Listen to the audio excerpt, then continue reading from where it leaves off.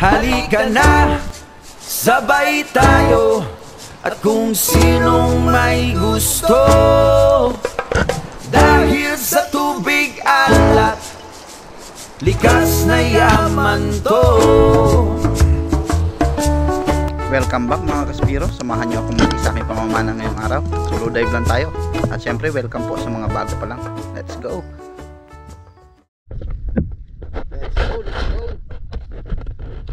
Ito, napakalayo natin sa mga isla.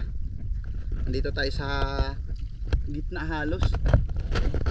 Yung spot kung saan tayo nakakajakpat ng mga badlon, pero hapon yun. Pero sa pagkakataon na ito ay umaga. Testingan lang natin kung ano magiging blessing natin ngayon.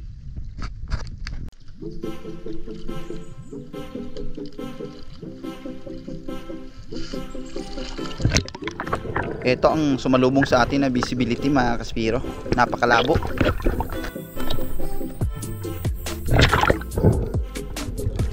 Ganun pa man, nandito na rin lang ako ay sinubukan ko na. Matapos ko makapag-load ay nag-dragging ako para maghanap ng pelagic, at nung malapit ko nang maikot, mayroon ako napansin dito na lapo-lapo kung saan oversized na, kaya nanapan ko ng magandang timing bago binaba.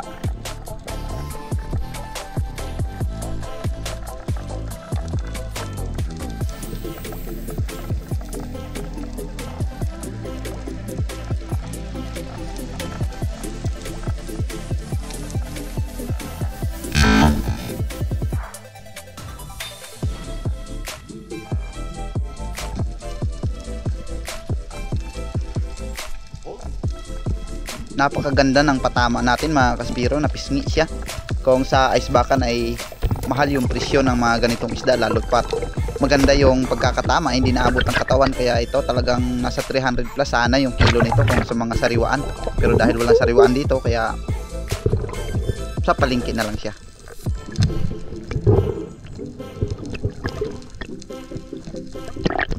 Unang isda, coral trout o yung lapu-lapu. Ito yung pinakamataas na uri ng lapu-lapu mga kaspiro.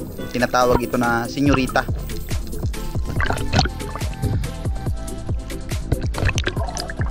Good size. Thank you Lord. Sa next dive ko mga kaspiro ay may dumaan na batfish kung saan may kasamang golden trevally. Pero nung inabangan na natin yung tamang distansya ay parang natataranta. Halos ayaw talagang magpadikit, kaya sinubukan kong dapaan. Baka sakaling sumugod, pero nung nakadapa na tayo sa bato ay tuluyan na rin talaga siyang bumaba sa panganto. Kaya nag-move on na lang tayo.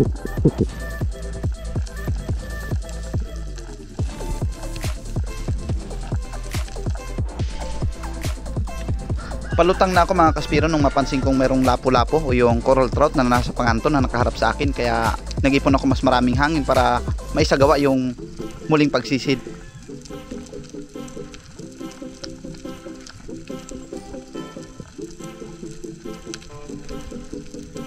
Ang buong akala ko nandun pa rin siya kanina sa baba ng malaking bato na ito, pero nandito na pala, umakyat siya sa bandang itaas.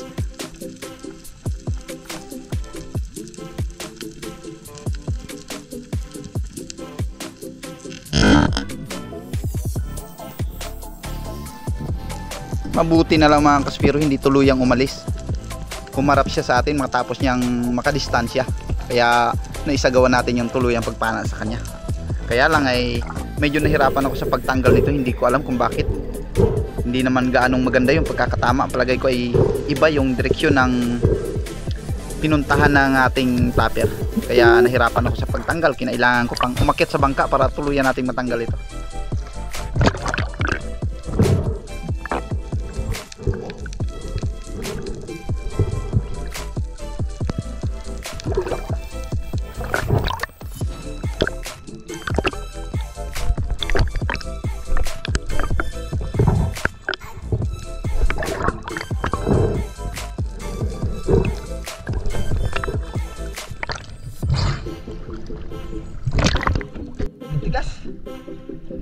Halos di matagal. Lah. Ano na to? Hindi matagal.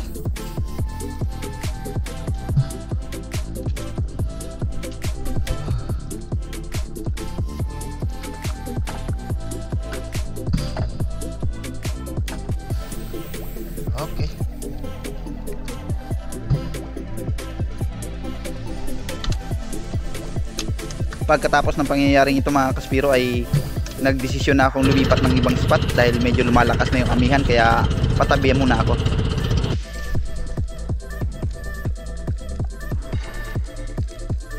Sa ating panibagong spot, isang napakaliit lang na bahura ito, kung saan nakunan ko na dati ng Maori Seepers o yung kanlay. At sa ating pagdapa dito ay mayroong golden trevally na palapit. Susugurin ko sana, akala ko mailap, pero nung mapansin kong maamo ay dumapa na lang ako at hinintay ko na lang yung paglapit niya.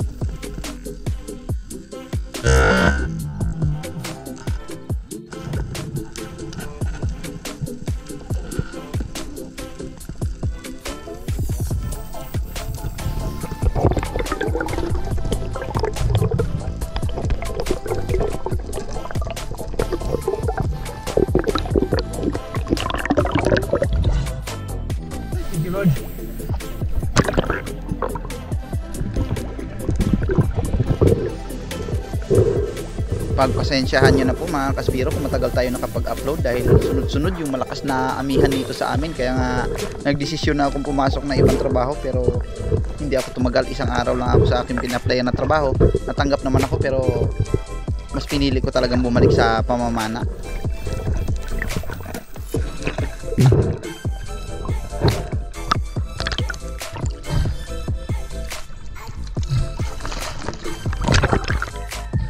At syempre pa mga kaspiro, maraming salamat pa rin sa patuloy na suporta at pagtitiwala. Sa mga nagko-comment po ng ating previous video ay abangan nyo po yung ating shoutout dahil sigurado pong nandoon kayo.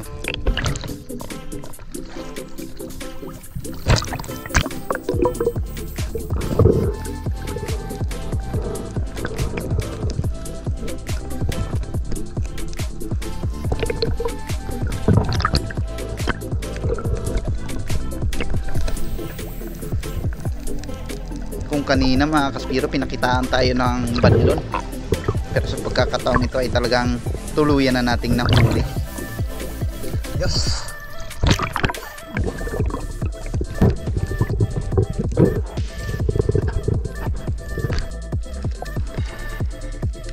At sa ating pagbalik muli sa ating pinanaan ng badlon ay nagulat ako dahil biglang dumami yung territorial.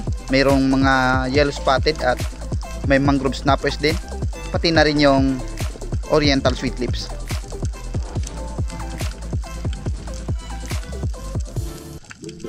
Hindi ko muna pinansin yung coral trout na nasa harapan ko mga kaspiro dahil mukha namang maamo, kaya inabangan ko yung mangrove snappers na lumapit sa atin.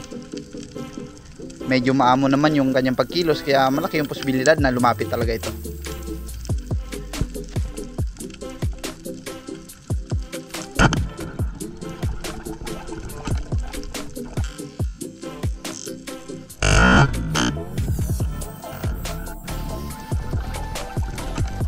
Sobrang lapit na ng isda bago ko nakita mga kaspiro. Hindi rin kasi gaanong malinaw yung visibility, pero pwede nang pagtiyagaan.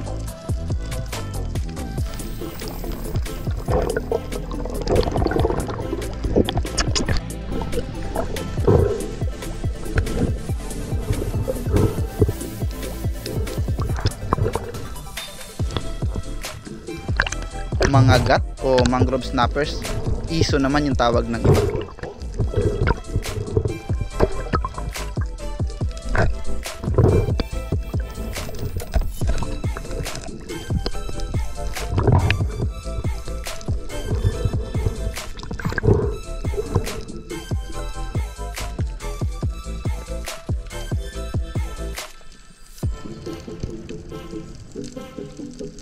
Same spot pa rin mga kaspiro, binalikan ko yung coral trout na nakita ko kanina, at sa pagkakataong ito ay hindi talaga siya umalis, hinintay niya tayong bumalik.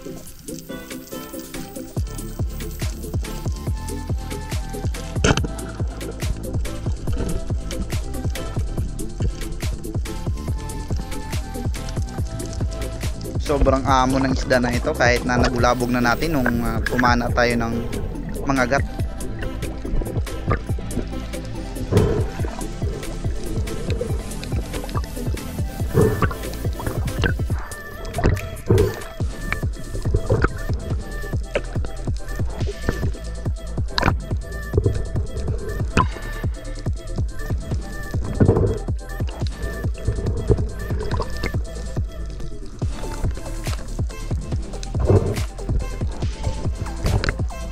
oblong ang tawag sa uri ng coral trout na ito, pero isa rin ito sa mga lapu-lapu na nabibili ng live.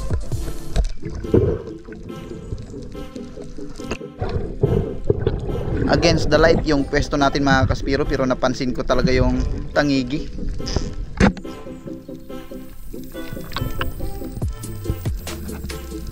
Hindi ko na tiningnan nung kinalabitan ko at tiyak ko naman na tatamaan dahil napakalapit na ng isda. Mayroon kasing napansin tayo na malaking isda na nandun sa kabila, at nung siniyasat ko nga ay isa palang golden trevally at napakalaki, kaya lang nakaigkas na ang pana natin. Sayang.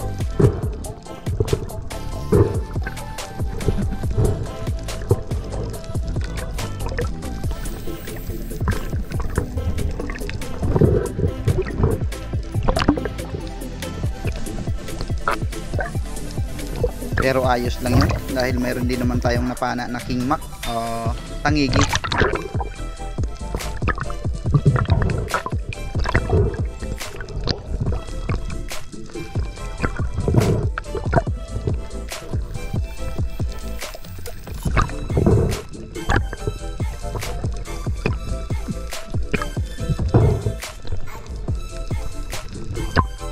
Estimate ko 4 to 5 kilos yung badlo na yun.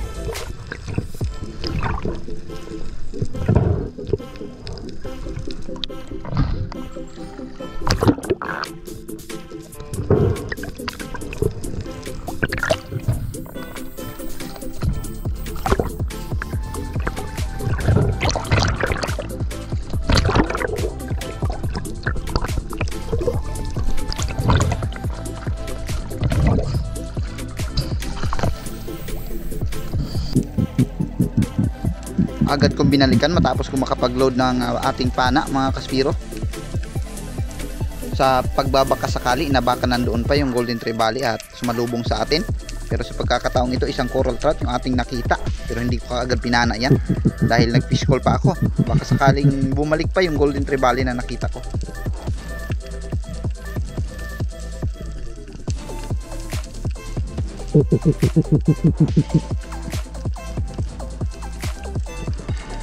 Pero nung wala na talaga ay saka ko na ito inasinta.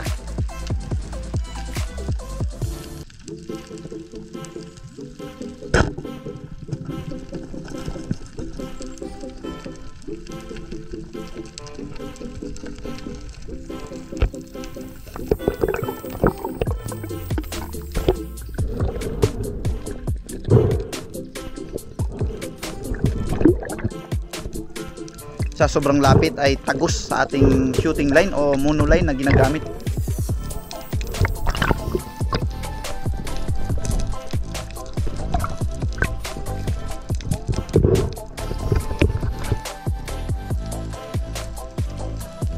Halos hindi talaga ako makamove on sa golden trevally na yung mga kaspiro, kaya muli akong sumubok na dumapa at mag-fish call.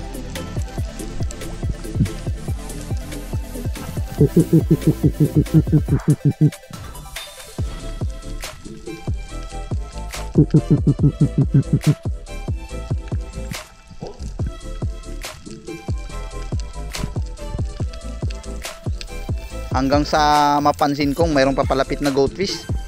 Total ubos na rin yung aking hangin, ay papanain ko na ito.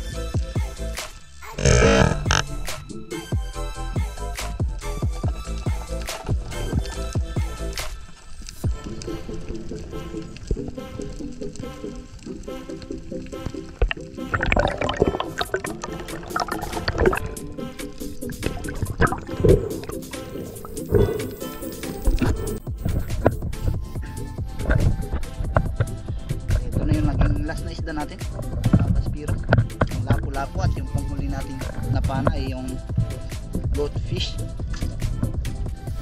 Sarap na sinabawan yan. Uwian na, ako na kasi.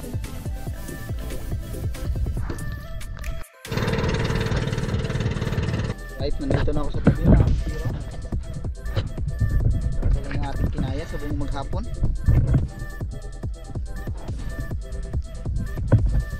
Ito yung isa na ito ay ang maganda yung tama, ulo, kaya medyo mapapamahal ang presyo nito. Ito yung ating huling nahuli ng goldfish. Kaya ako tinanggal sa ice pack dahil tanggalin natin tong tubig para hindi mabigat pag bitbit.